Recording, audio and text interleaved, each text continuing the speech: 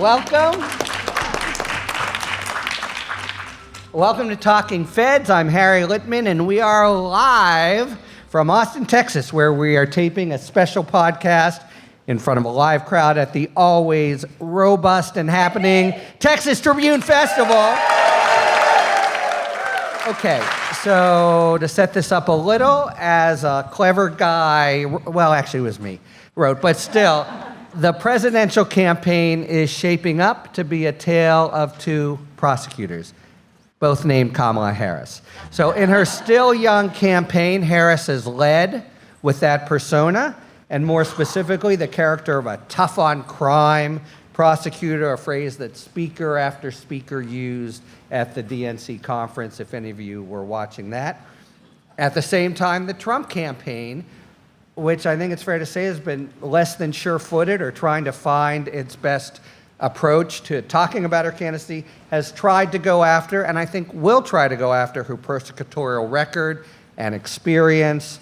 Both Trump and J.D. Vance have portrayed her as weak on crime and as a champion of supposedly out of the mainstream proposals like abolition of cash bail and the like.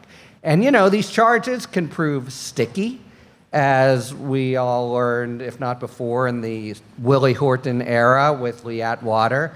And so the rhetorical battle over Harris's identity as a prosecutor figures to shape the campaign's trajectory, maybe even the election's outcome. So does her record present vulnerabilities that the Trump campaign can exploit? How can she best blunt or answer those attacks? And finally, what does her record as prosecutor tell us about the sort of president that she might be? So, to help us break down these questions, we've got a fantastic panel of experienced prosecutors, really national leaders on prosecutorial issues. And they are Attorney General Keith Ellison, the great state of Minnesota's 30th Attorney General from 2007 to 2019. He represented Minnesota's 5th Congressional District in the House. And while in Congress, he founded the Congressional Antitrust Caucus, the Congressional Consumer Justice Caucus. He's the first African American and the first Muslim American to be elected to statewide office in Minnesota. Welcome, Keith. The great Katie Phang, the host of the Katie Phang Show, where I'm lucky occasionally to appear. It airs Saturdays and Sundays. She's also, of course, a legal contributor for NBC News and MSNBC, and she previously worked for the state's attorney's office as an assistant district attorney in Miami-Dade County.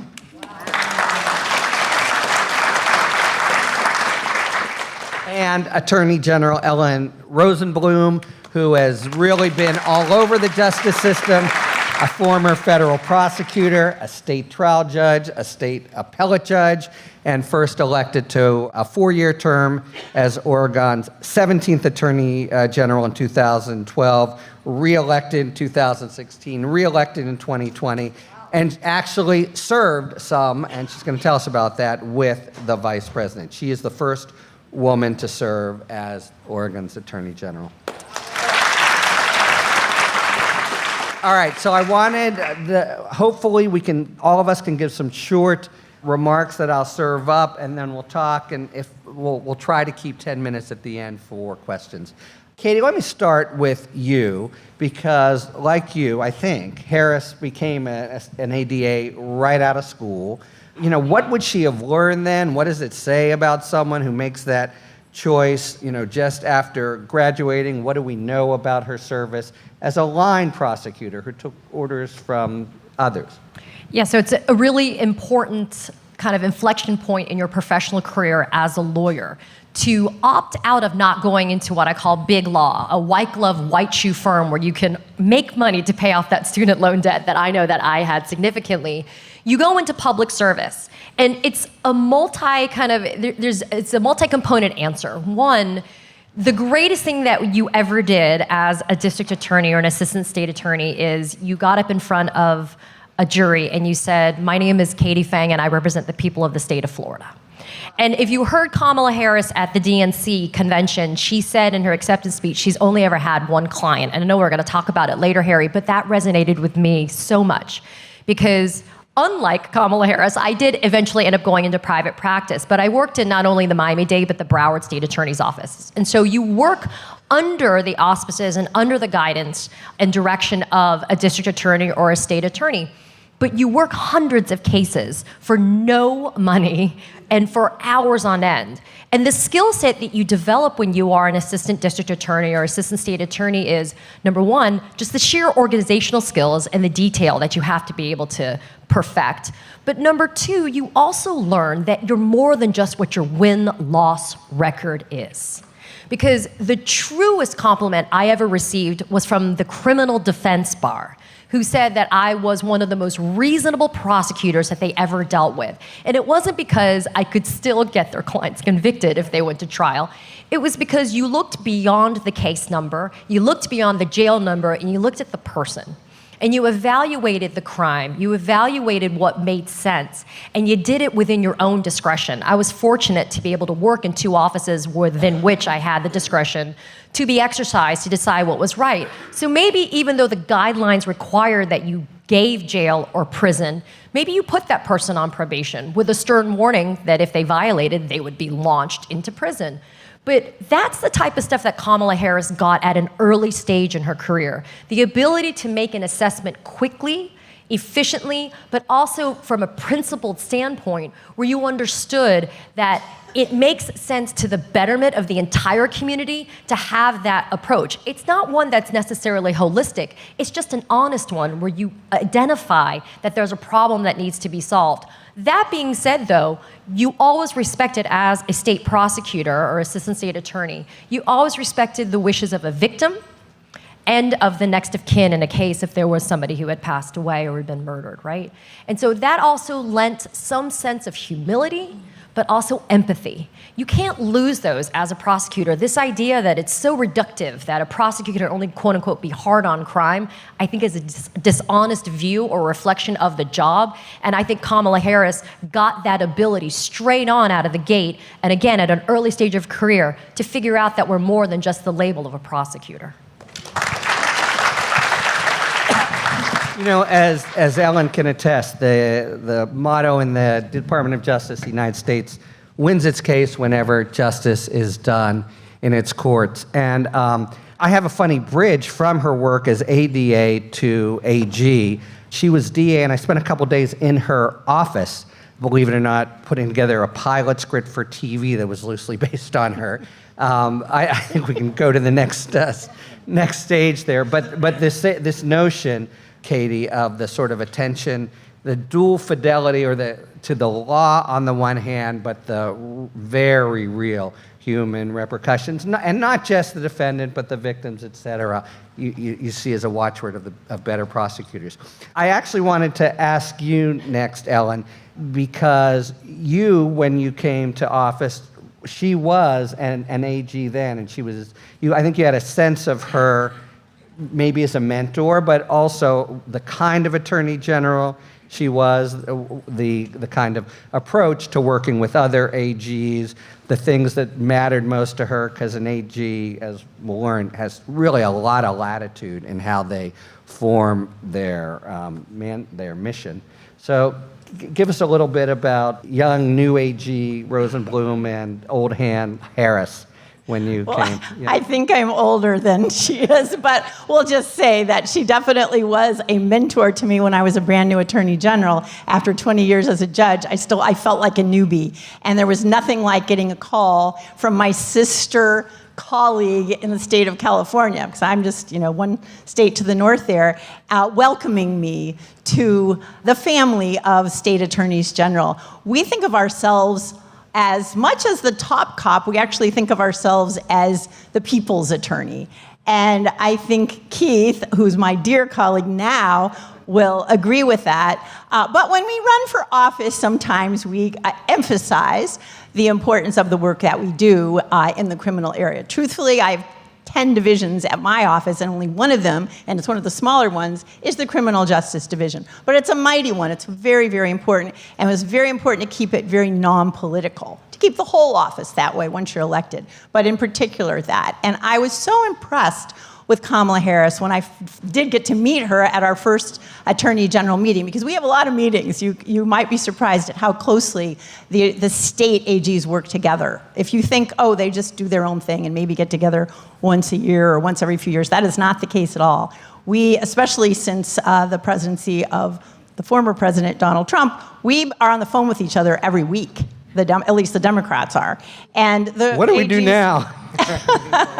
Imagine the things we talk about. We work together, we are collaborative, and Kamala Harris is absolutely emblematic of that. When I first met her, she literally, along with 2 other women attorneys general who were in her same sort of class, took me aside, kind of gave me the lay of the land. You know, frankly, it was kind of like, hey, girlfriend, we got some work to do here. There's a lot going on, and collaborative work, collegial work is the best way to get it done. And she would show up for our meetings, and she couldn't always stay the whole time. She was pretty much a rock star from the get-go, but she always had a project she was working on. And let me tell you, she was a pretty law and order prosecutor once I met her. Now, I'm not sure of all the things she did before that. I think she was learning the ropes, learning what we do when we go to court. We win some, we lose some. By the time she was Attorney General, she was focused. She was focused on the border. She was focused on the drug cartels. She was focused on ensuring that the people of her state were safe. And that's what we all are focused on. We look out for our people,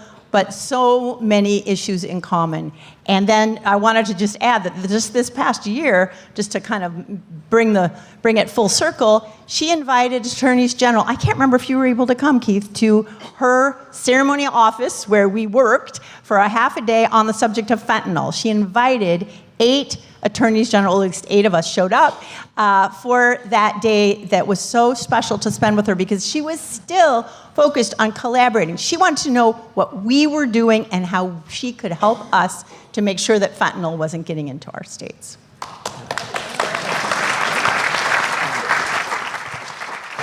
Thanks. And fentanyl, what a perfect example of a state-federal problem, and so much has to be marshaled to try to just even blunt it.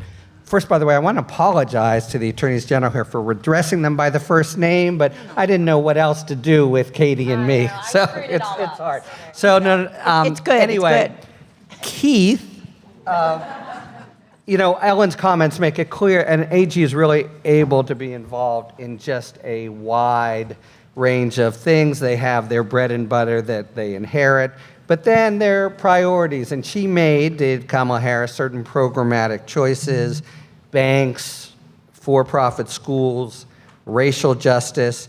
I wondered, you know, being now in the same kind of position, what her programmatic choices tell you about, you know, her vision of the prosecutor, but more of justice. You know, it's one of the things that clearly comes out is that she's been a pragmatic problem solver. So one of the things that any one of us and all of you know is that if kids are not in school, they're probably not only playing video games. Certain percentage of them, not all, but some, will be, I don't know, stealing cars, joyriding. And given that some automakers make their cars particularly easy to steal, Kia Hyundai, you know, it's really quite an issue. So when she was a DA, she said, we're going to prioritize truancy. She sent a letter to all the parents and said, your kids got to be in school. And, you know, when I first saw that, I said, well, that's kind of tough on crime. But no, it isn't. It's actually going upstream and preventing problems. You don't want a kid, I mean, somebody who's a 35-year-old, 40-year-old career criminal probably started in juvenile court. If you can stop that, that's good, you know? And so she's going upstream. She's looking at the problem not just from the manifestation of the last thing they did, but how can we get in front of it? How can we get parents engaged in it? Because if you are found to be truant, your parents got to come to court with you. And these are not kids who miss one day of school per semester. These are chronic, like a third of the year, serious issues. And they're not always teenagers. Some of them are young, which means something else is going on. Maybe mom needs the 12-year-old to watch the kids because she's got to go get money for the family. So she was into this sort of pragmatic, upstream sort of solution. And I think that speaks very, very clearly about who she is. When she was AG, I was still in Congress, and I will never forget when the housing foreclosure crisis just really came down on everybody's head. Do y'all remember 4 million foreclosures? Do you remember when Bear Stearns goes down, Fannie Freddie goes down, Lehman Brothers is going down? One fall day in 2008, you got the Secretary of the Treasury saying that if I don't get $800 billion by Monday, the entire economy is going to crash. I'll never forget that. So she, in California, which is where there was a lot of these subprime mortgages, no doc, low doc, liar loans. Y'all remember this stuff? 228s, 327s, this all kinds of fraud, all kinds of appraisal fraud, credit default swaps, remember that? I build a security full of the worst, shittiest loans that you can find that nobody's gonna pay back, and then I get credit default swaps, which are basically a brand of insurance on the other side, so then when it does predictably go down, I can get paid on the other side. Yeah, Goldman Sachs got caught doing that. Anyway, she is on the very front of fighting this crisis, getting people back into their homes, making sure that we do some principal write-down, and coming and getting real money back for Californians. My goodness. Now compare that with other folks who are in the race. You know, one way to understand Kamala Harris is to also understand Jack Smith, Bragg, Fonnie Willis. Somebody upholds the rule of law, make sure that people get breaks when they need them and not when they don't, be tough with the tough and gentle with the gentle. And then somebody else doesn't seem to think that he has to abide by any laws at all, does whatever he wants, whenever he wants, however he wants. Way back in the day, him and his dad got charged with racial discrimination in housing, had to do a settlement. And let me tell you, as a lawyer, generally if you settle in the case, you think you got some exposure. And this is who we're dealing with. And then uses his wealth to pull out a full-page ad to say to execute 5 teenagers who ultimately are found to be innocent. So my point is, one way of understanding Kamala Harris as a prosecutor attorney general is one who upholds the law, somebody who is a steward and a minister of justice and rule of law, running against somebody who is openly contemptuous of any law he doesn't like. And I think we ought to keep that in mind as we discuss this issue. Can I say something? Can I just say something to follow up on the mortgage foreclosure as it pertains to the vice president? When I started, that had just been finalized. The settlement had just been finalized. And that's what she took me aside to talk about, because she had just had to push back against some of our colleagues, frankly. I won't say which gender they were, but I will say that the women took me aside and said, you gotta look out for these guys, because we got billions of dollars more than they were gonna get. And we held out, and she was the leader of that. She was the strength. She was the one who saw that it wasn't enough money to be able to really take care of Californians and the rest of the country as well. So I just wanted to follow up that, because she is integral to that very successful settlement. And we've had a number of other very successful settlements since then. And I think back to that moment, and I push back too now. And we've gotten, haven't we? We've done pretty well with opioids, with some of the other settlements we've been able to get, thanks to that kind of mentoring that I received. Yeah, I wanted to follow up briefly on Keith's comments and this prism that I think is very useful of the pragmatic but also far-seeing prosecutor. So just as you say, there was a $5 billion offer on the table. $5 billion, not bad. She saw that as crumbs off the table, went away and got multiples of it. And I think, by the way, it's something about California, but it's nationwide. As a presidential candidate, she's stressing affordable housing. You can see in California. And then second, I just wanted on this truancy program, she took a lot of flack, right, in the community. There were not very many, but there were some parents who, under the program, had to come to court. People were upset about it, but you know what? Truancy rates you stop and think for a moment, how would you ever get truancy down? They went way down. And, it was, I think, a novel approach. All right, I want to start where you were, Katie, and maybe Keith's notion of the pragmatic prosecutor, because we're going to hear in the campaign a lot about the progressive prosecutor. And in fact, in fairness, she sort of used that term when she ran initially for president in 2016. So I wanted anyone's thoughts, and not everyone I think will be able to answer every question, which is fine. But about what a progressive prosecutor, what does that mean to you, and what do you think it means to the public? Is it the sort of label that can be used to disparage her by the Trump campaign, say? I think it's already been used. It's not like it's going to be used. It's already been used as some type of disparaging term. I just don't know what that adjective means. I think it's a very odd moniker to put on the role of prosecutor. I think when you say a progressive prosecutor, I think it almost necessarily has a negative connotation, which doesn't make sense to me. I want to lean in a little bit on what I was saying a few minutes ago, which is you have a very specific oath when you are a prosecutor. It is unique than the oath that you take just to be a member of a bar, to be a lawyer. Being a prosecutor is a very unique job. And so I think what's important about how that translates into the bigger picture idea of how this is going to work for the nation as a whole is this. Ellen and I were talking about this before we started this amazing podcast, which was Vice President Harris has been very keen on not necessarily leaning in right now into race and gender politics.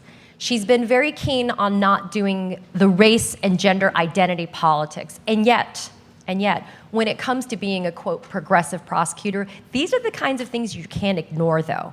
Because as a woman of color, it has lent her to have the idea of being more collaborative, the idea that you get more done together than on your own, which I know is a very antithetical idea to the GOP, as we've seen right now. I also think that as a, quote, progressive prosecutor, the idea is you figure out, again, what works best for the community as a whole and not just for individuals. This idea of self-service is gone when you work as somebody who is working towards bigger ideas that are going to benefit other people, which is why, to Keith's point and to Ellen's point, it helps everyone when you can destroy the entry of fentanyl into your communities. It helps everyone when you can allow for truancy rates to go down so that we tackle everything from the ground up. I mean, these are ideas that I think are indicative of not necessarily somebody who's progressive, but just somebody who understands what humans are and how people think and how we operate. We're multifunctioning individuals. We have a lot of things that we need to get done.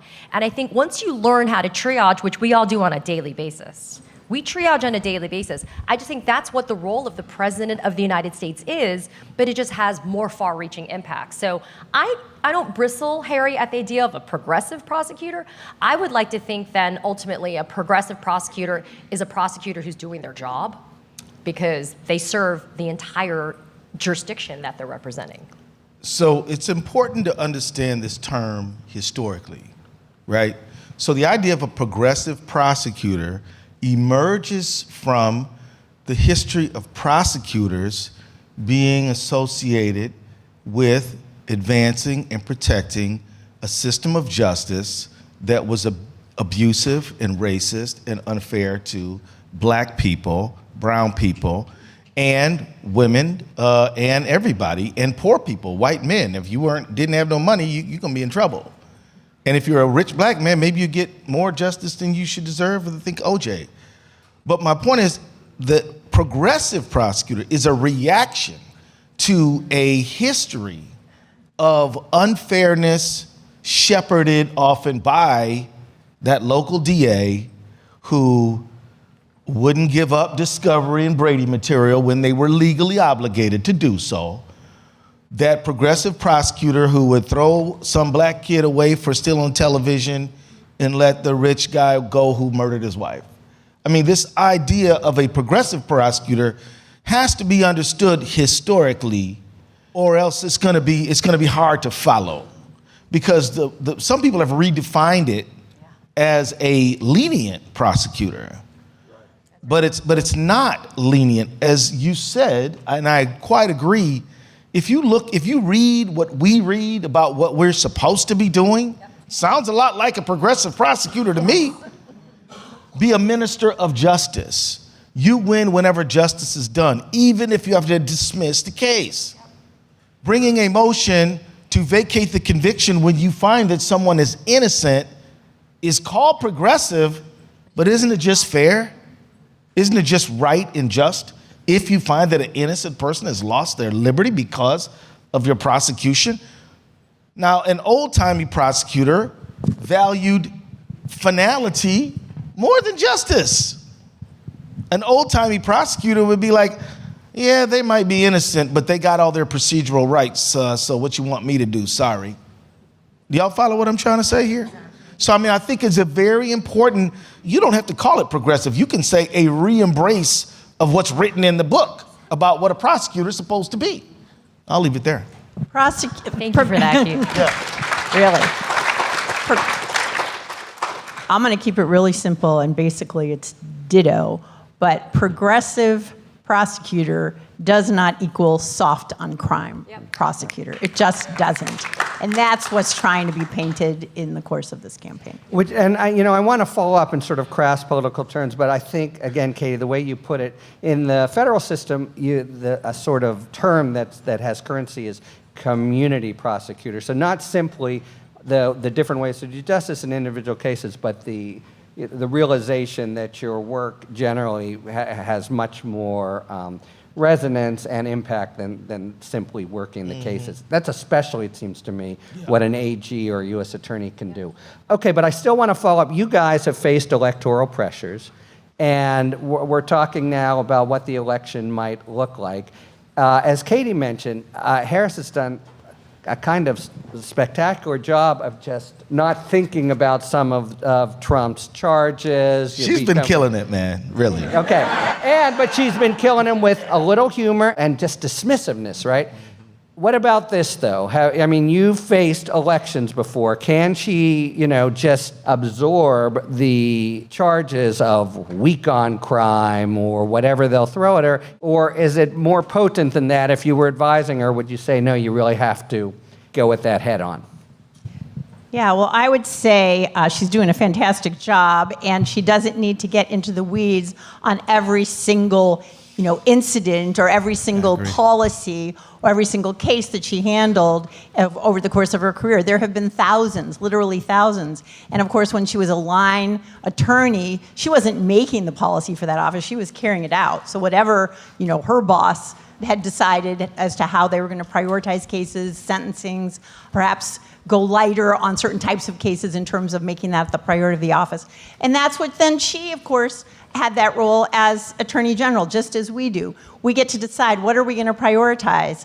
District attorneys every day have to do that. They're more, frankly, in the limelight when it comes to that, and not necessarily in a good way, because they're constantly having to look at their community, look at their resources. They may have the resources in their office, but they may not have them in the police department or the probation office. So I would say that kind of go light, candidate, on this. You don't have to get into the weeds. The word prosecutor is a positive word. We don't need to say progressive prosecutor because people don't understand it. Maybe they think that's soft on crime. I see it as progressive means that you're willing to change with the community values, the community needs.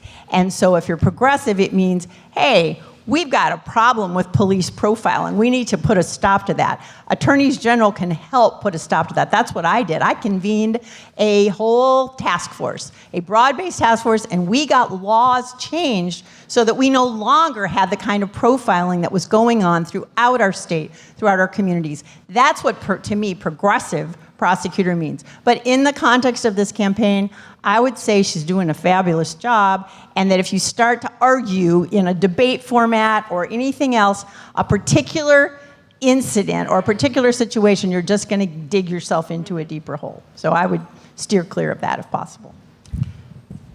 Well, I was going to say, so everybody saw how in the interview with Dana Bash, it's like, well, what about his thing that you're not really black or whatever?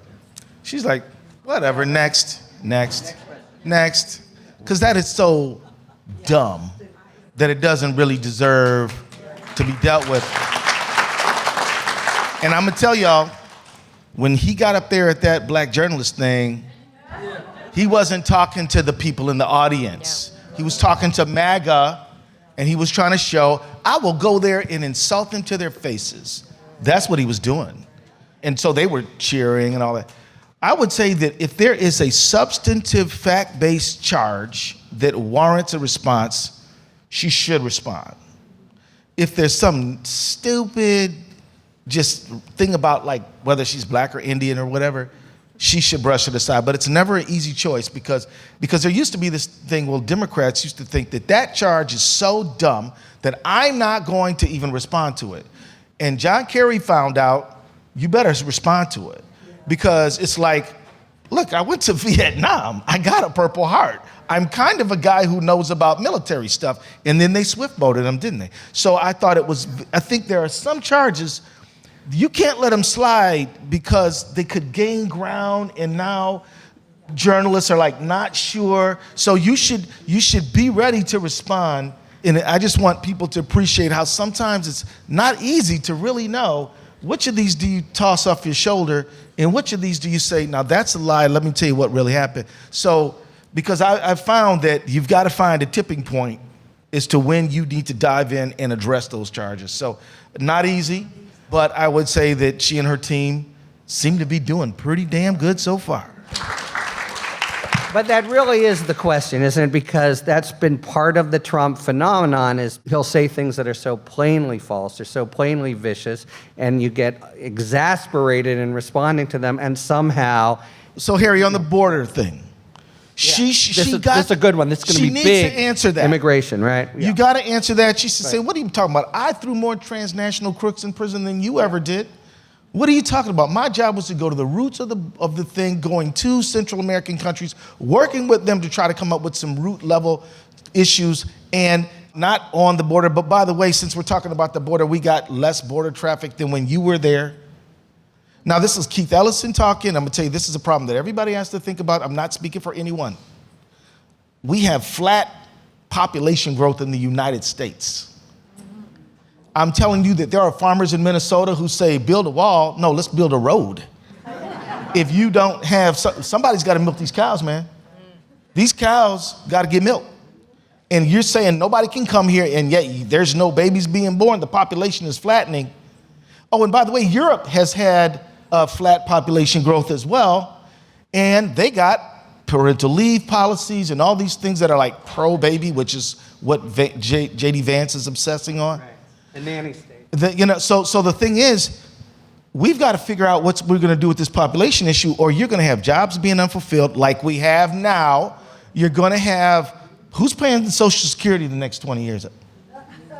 I mean, so all this, we hate immigrants, don't come here, but we want to fill jobs, doesn't make sense. And so on this whole issue of immigration, not the border, because the border is a symptom. And by the way, on the border issue, if you look at us over the last 80 years, we haven't done very well by Central American governments. If you study it a little bit, you will know that they say they're invading us, well, we've invaded them plenty of times with the Marines. So what I'm saying is we've got to come to a new understanding of our Western Hemispheric relationships. And by the way, have you ever heard of an illegal corporation? You heard of an illegal immigrant. But you never heard of an illegal corporation because they can go across the border anytime they want. They can go anywhere from Argentina to Canada looking for the lowest wage rate, but the people can't go looking for the highest wage rate. And so I'm not speaking for nobody but me. I'm saying that it's a bigger problem than we seem to want to deal with. And we need a more comprehensive conversation about how we can help stabilize Central American government so people won't want to leave. And we also got to deal with our population issues because an aging community can have very negative impact on GDP growth. Wait, Harry, just one thing. What you just saw from Ellen and Keith is why Kamala Harris is better suited for the debate. You got it, right? Because as a prosecutor or just as a trial lawyer, you have the skill set to pivot and to think quickly and to have to be able to answer and make argument quickly. And that's what you'll see versus the other.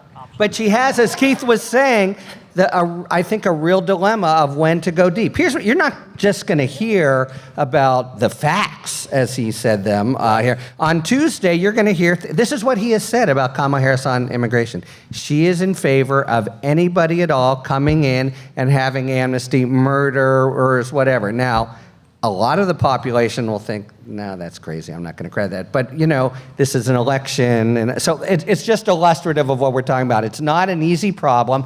And in general, I think she has been really effective in sloughing things off. But that's why I pose this question. There's one other thing, just to put a finer point on it. She had a razor-close AG race in California.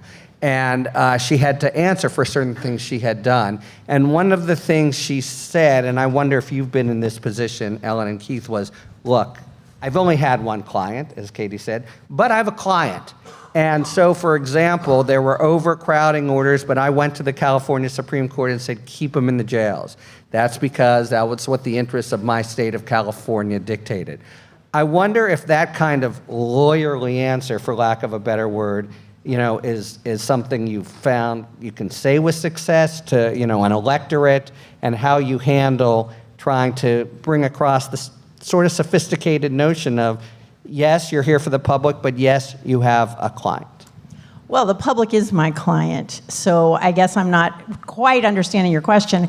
I think it's important, as anyone who's running for office who is a lawyer. We are still lawyers when we're running for office. We are officers of the court. We believe in the rule of law. We comply with the rule of law. So if there is something where we have our own personal opinions, it's really important to say what that is. As a politician, it can get a little bit complicated, a politician lawyer, right?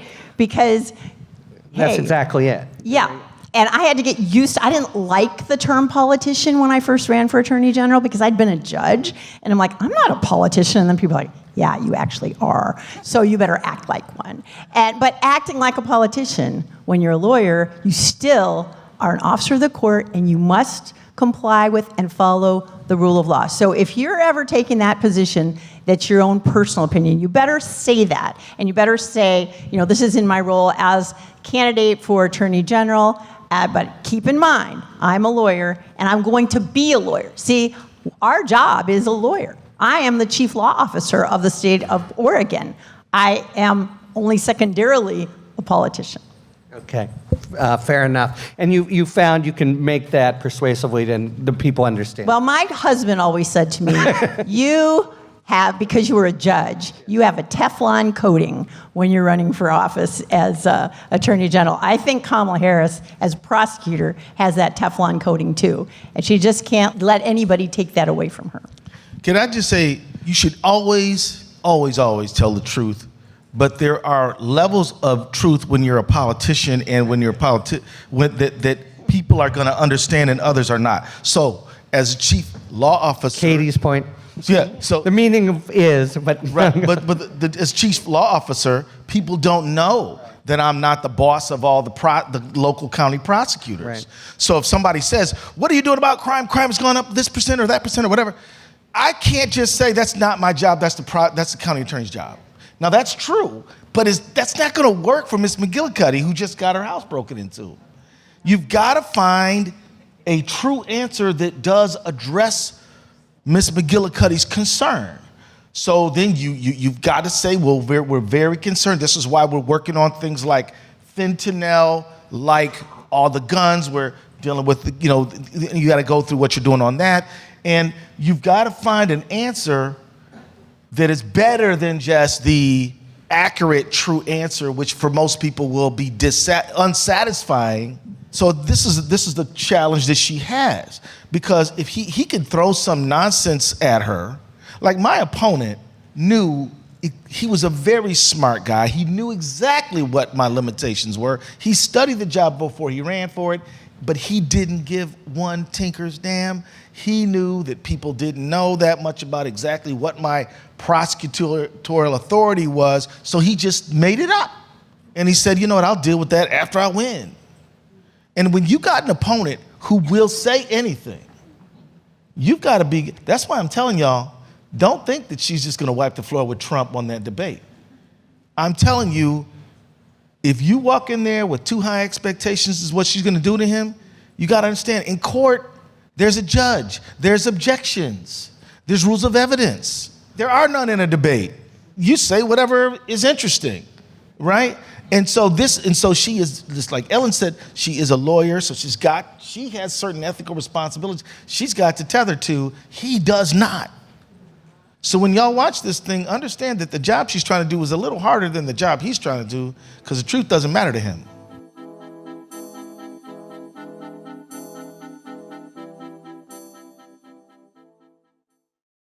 All right, it is now time for a spirited debate brought to you by our sponsor, Total Wine and More. Each episode, you'll be hearing an expert talk about the pros and cons of a particular issue in the world of wine, spirit, and beverages.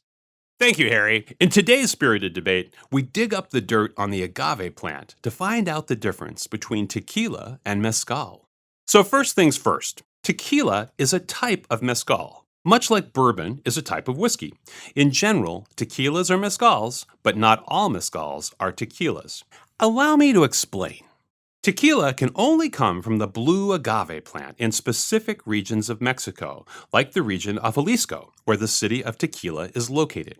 No coincidence there. Mezcal, however, can be made from many varieties of agave, specifically from the heart of the agave, known as the piña. The distillery process for tequila and mezcal is also different. Tequila is produced by steaming the blue agave and then distilling it in copper stills for a toasty, clean taste. On the other hand, mezcal, which appropriately means oven-cooked agave, is cooked in earthen pits with wood and charcoal before being distilled in clay pots. No wonder mezcal, which is typically consumed straight, has more of a smoky, earthy taste. Of course, the best way to get to know the differences between tequila and mezcal is to pick up a bottle of each from your Total Wine & More and pour hundreds of years of tradition right into your glass. Cheers! Thanks to our friends at Total Wine and More for today's A Spirited Debate. All right, I want to ask one question from sort of the other side, because the race is being framed as sort of the prosecutor versus the felon, right? Yeah. It's the, I've put away 34. predators, I know Donald Trump's when I see him. Pretty red meat line, and, hard to argue with. On the other hand, I wonder what you guys, with all we've talked about this hour, about the ideal of a prosecutor, how you feel about that kind of rhetorical stance. Well, my first reaction, I have to admit, I gasped. But then after that, I'm like, oh, that's ingenious. Because that's exactly what it is in the campaign, in the political sense. That's exactly what it is. We've got a seasoned prosecutor who happens to also have been, by the way, vice president for the last, almost 4 years. But just putting that aside. And a U.S. senator. I forgot, right, and a U.S. senator. But she is, overqualified to be president, and he is so underqualified and so really should be disqualified by virtue of being a felon. However, in this day with progressive prosecutors and with progressive policies, we do give felons a second chance, but not to be president. Ellen frames it so accurately. We cannot allow ourselves, I think, to get so mired down into it being just this very one-dimensional analysis. I think it is catchy to say prosecutor versus felon. I don't find it to be offensive because it is a reflection of factual reality, and I traffic in facts and evidence. I like to say that that's my currency, has always been facts and evidence, because that's what we do as lawyers. But I think in this instance, the emphasis should be the fact that it disqualifies him. There may not be a legal disqualification. I mean, he could sit in prison and still run for president of the United States, which is astounding. And if it offends you to the core, then that's the audience to whom I'm reaching out to. We have to be very frank when we have all of these conversations. It's to whom are we trying to reach when we have these conversations? I have an amazing platform, as does Harry. I know that there is a sect of America that is not listening to me. And I know, interestingly, they do listen, but they hate listen or hate watch because they send me nasty shit. So that's why I know. And then I want to laugh because I'm like, ha, you still watched it and heard it anyway, didn't you? But all kidding aside, the vitriol really is something that I know they just hate who I am as a person, what I look like, what I stand for. They're not listening to me. So the question ends up being, when they go into the debate on Tuesday and subsequently as we have our last 2 months until we hit Election Day, to whom is she speaking? Is she still courting the people like the Liz Cheneys and the Dick Cheneys of the world? Is she courting maybe the, quote, more progressive left of our Democratic Party that hasn't decided whether or not they want to come on board, which I agree with some other people. The undecided vote is something that's insane to me. But so the question ends up being, does the prosecutor versus felon messaging resonate? I think what her social media and campaign has done so well is become multifaceted in the way that they're speaking to the populace as a whole. But it is an inescapable reality, especially as we see what happened yesterday with Judge Merchan in Manhattan. There will be no finality of accountability of any of the 4 criminal cases that Donald Trump has been facing, the presidential nominee from the GOP. We have now seen that doesn't offend Republicans. So if it doesn't bother you, what does that bode for the rest of America should he go back into office? And I think saying that it is a prosecutor versus felon race is an accurate statement to use. Let's give a hand for that. That's right. So let me say, the way I like to see it, as a person who will enforce the law and does, but also believes in second chances, I think it is important. I like to see it as somebody who upholds the rule of law and somebody has no respect for it. So it's not just the fact that he has convictions. He's defrauded with Trump University. He undervalued properties for taxes purposes, and he's overvalued them for sales purposes. I mean, he's always flouting the law. He's never respecting what the law is, and we live in a country of laws. We live in a country where you have to obey the law, or we create chaos. So for me, it resonates to me, and I think it resonates to some folks who, if I get specific, live in suburbia. The proverbial soccer mom. Because that person, and this is a stereotype, let's just admit that, but that person is like, I don't want my kids to grow up to break the rules. And this lady, she upholds the rules and he kind of breaks them. I don't want my kids to be like that. And that person may be a Republican. That person, might be a conservative voter or an independent, or be so not into politics. I mean, they don't watch Rachel Maddow and they don't watch Fox News. They watch Dancing with the Stars. And those folks are not just now.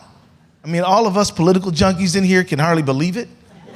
But those folks are just now starting to tune into this. Think of your cousin who's like, oh, is that happening? Yes, it is. So anyway. Wait, I just wanted to quickly say something, though, about second chances. The perversion of second chances is what offends me to the core. In Florida, for example, where I was saying to somebody, the competition between Florida and Texas to hold my beer is fantastic. In Florida, the restoration of civil rights for a convicted felon requires the full payment of any restitution or fines that are owed. So think about that for a second. If I go to jail, I serve my time and I get out, right? But I owe money, but I can't get hired because I'm a convicted felon. How am I supposed to make the money to be able to pay back the restitution and the fines that I owe? And listen, I've sent somebody to prison because they didn't pay restitution. It's because they went to Disney World and they didn't pay back the money that they owed a victim. That's why they went to prison. I put that person in prison because it was wrong. But my point is this. You cannot allow this idea of, well, Donald Trump is a convicted felon, and so we really need to give him a second chance to be able to serve in office, et cetera, et cetera. Well, because wouldn't you do the same, Ms. Phang, if it was somebody? Well, yeah, I get it. But you can't say that a second chance has to be defined in that prism, because it's not. And that's why I think it's wrong to say that, oh, well, he should be able to have this opportunity, even if he's a convicted felon, because if you were truly progressive, then you would be empathetic to this. No, it's not. He needs to be able to be held accountable for what he's done, and he's escaped it, and so then to give him the keys to the kingdom again makes absolutely no sense, because we would never do it for any other American citizen, and so that's the reason why you have to vote accordingly. Right. So, second chance, to get a second chance in Minnesota, you gotta fess up, and change your ways. And I don't see no evidence of that from this guy. All right. Amen. All right. Please give Keith and Katie and Ellen a hand. Thanks for being with Talking Feds. Thank you so much to Keith, Katie, and Ellen. And thank you very much, listeners, for tuning in to this special episode of Talking Feds, taped before a live audience at the Texas Tribune Festival. If you like what you've heard, please tell a friend to subscribe to us on Apple Podcasts or wherever they get their podcasts. And please take a moment to rate and review this podcast. You can also subscribe to us on YouTube, where we are posting full episodes, talking books, and bonus video content. To catch the Q&A from our panel discussion, head over to our Patreon, where you can also find other bonus content. Talking Feds is a completely independent production, one of the very few remaining out there. So if you like the work we do and are inclined to support the show, joining our Patreon is the best way to do it. And you can follow us on Twitter @TalkingFedsPod. Thanks for tuning in. And don't worry, as long as you need answers, the feds will keep talking. Talking Feds is produced by Catherine Devine, associate producer Gabriella Glick, sound engineering by Matt McArdle, Rosie Dawn Griffin, Hamza Mahendranathan, David Lieberman, and Emma Maynard are our contributing writers. Production assistance by Akshaj Turbailu and Genesis Magpayo. Our music, as always, is by the amazing Philip Glass. A special thank you to Akshaj Turbailu for his on-the-ground support at the Texas Tribune Festival, and a special thank you as well to Evan Smith and his fantastic staff in Austin for organizing the event. Finally, a very warm welcome to the world to Jack Lieberman. Talking Feds is a production of Delito LLC. I'm Harry Littman. Talk to you later.